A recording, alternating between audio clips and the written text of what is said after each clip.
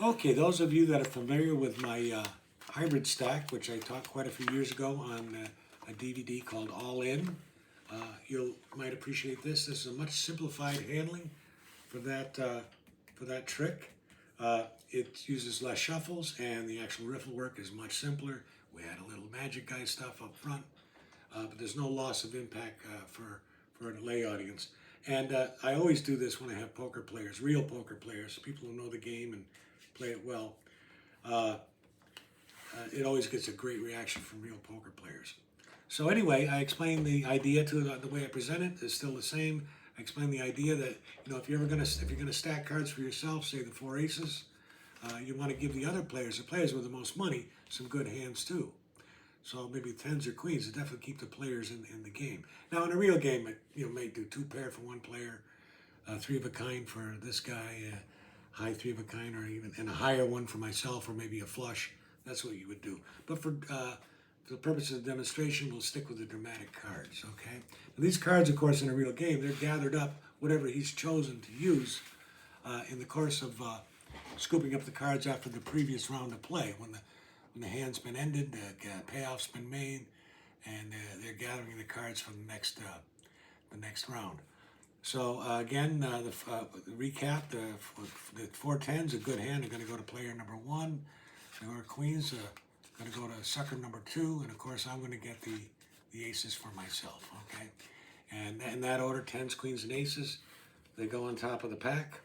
We can cut them into the pack if we'd like, but I have to keep track of where those tens, queens, and aces are, and that's just part of the thing that's required of a good mechanic. So I know where they are. Now, what's going to happen on the first shuffle? I'm going to stack all four tens, believe it or not, in just one riffle shuffle to go to the first player to my left. Okay, you're going to get the first set of tens just in one shuffle. I've got to find the tens first. Yeah, I think right about there, and stack them. That's done that quickly and that accurately. All four tens are stacked for the first player. Now the second stack where we're going to stack the queens is a little tougher, and that's because I stack the queens in the same way, but I got to make sure I do not mess up the stack I've already done when I stack the tens for the first player, when I stack the queens for the second player. Now the last one where I stack the aces for myself is the toughest, because obviously I've got to make sure I do not mess up the previous stacks of the tens or the queens, and it's done. Each set of quads stacked in one shuffle, one at a time. And wait, whoops, careful. I'm going to see all these cards carefully and cleanly are coming off the top. Tens for the first player, queens for the second, air balls for these guys, and of course, I get the aces.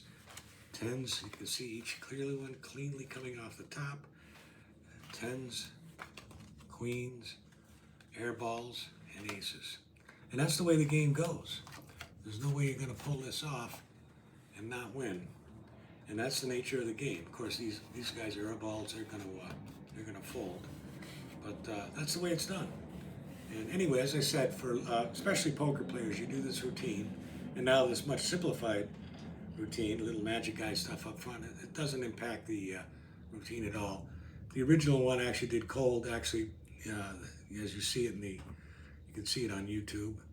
But this is much easier and no loss of impact.